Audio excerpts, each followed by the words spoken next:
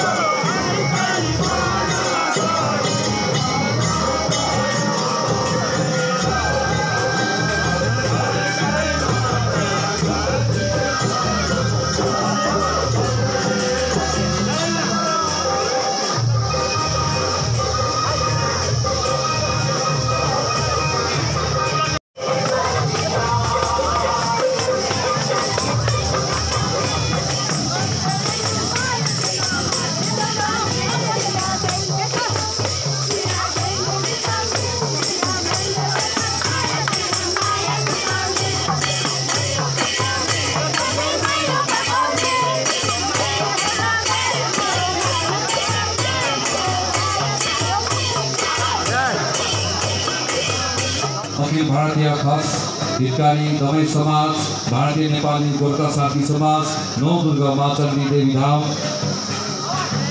Tawang Buddhist गेरुङ, हामी welfare association, minority committee, Rajbari United youth sports club, साथै जति पनि जात गोष्ठीहरू छन् यहाँ भाग लिनुभएका कसैको नाम छुटिने गयो भने हामी उहाँलाई पनि हामी धन्यवाद दिन चाहन्छौँ। युवा सङ्घ गौरबस्ती भाग 2 उहाँलाई पनि हामी आयोजक समितिको तर्फबाट धेरै धेरै धन्यवाद दिन चाहन्छौँ।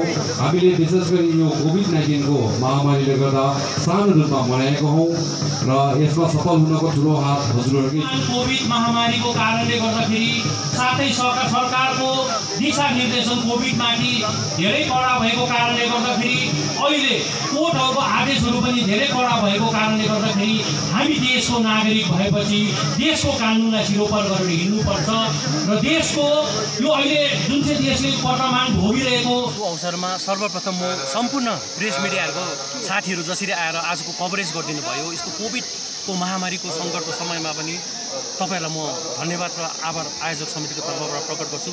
र यसपालिको फुलपातीको कार्यक्रम हामीले साधारण रूपमा मनायौँ, किनभनेदेखिलाई यो फुलपाती चाहिँ एउटा हाम्रो सांस्कृतिक परम्परा, उहिले ऐतिहासिक परम्परा, दार्जिलिङ पहाडको एउटा विशिष्ट परम्परा भएको कारणले गर्दाखेरि हामीले कोभिड महामारीलाई पनि मध्यनजर राखेर हाम्रो मान्छेहरूलाई पनि सुरक्षित राखेर कसरी मनाउनु पर्ने त्यसै कारणले गर्दाखेरि योपालि हामीले सामान्य र साधारण रूपमा फुलपाती कार्यक्रम मनाएका छौँ र सबैजनालाई योपालि जति सक्दो कोभिड-19बाट बाँच्नुको लागि हामीले मास्कहरूको पनि वितरण गऱ्यौँ, सेनिटाइजरको पनि व्यवस्था गरेका छौँ है।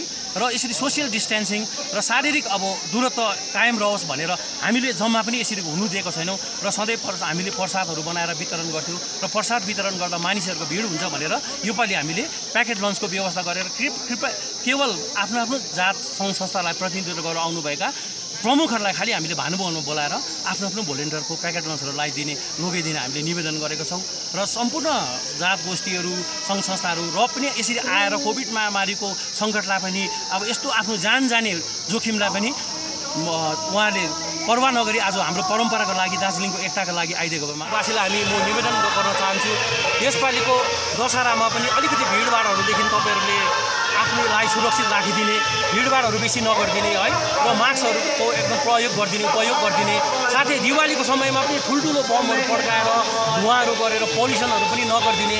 हामीले किनभने हाम्रो ठाउँलाई आफै बचाउनुपर्छ र हाम्रो मान्छेलाई हाम्रो आउने पिँढीलाई, हाम्रो बुढाबुढी, हाम्रो मानिसहरूलाई र मसिनो नानीहरूलाई कसरी सुरक्षित राख्न सकिन्छ र त्यो तपाईँहरूले गरिदिने हामी आयोजक समितिबाट निवेदन गर्दछौँ। धन्यवाद। भनेको थिएँ कि जसरी एउटा पन्जाबीलाई चिन्नुको लागि हामीले त्यो पकरी भन्ने बित्तिकै हामी पन्जाबीलाई चिन्ने गरिन्छ, त्यसरी जब गोर्खा जातिको नाम आउँदा चाहिँ खुकुरी बिना त गोर्खा जाति त यो नै हुन सक्दैन, अधुरो हुनसक्छ। अन्त यो खुकुरीले चाहिँ अब हाम्रो पुर्खाहरूले विश्व नै थर्काएको थियो र खुकुरी बिना त हामी त केही पनि सोच्नु सक्दैनौँ। आफ्नो आफ्नो सोचहरू हुनसक्छ, तर मलाई लाग्छ हामी संसारमा जुनै पनि कुनामा गयो भने चाहिँ हामी गोर्खा भन्ने बित्तिकै खुकुरी खोइ तपाईँहरूको भन्ने साले प्रश्न गर्छ होला, सायद हामीलाई अरू प्रश्न गर्दैन होला।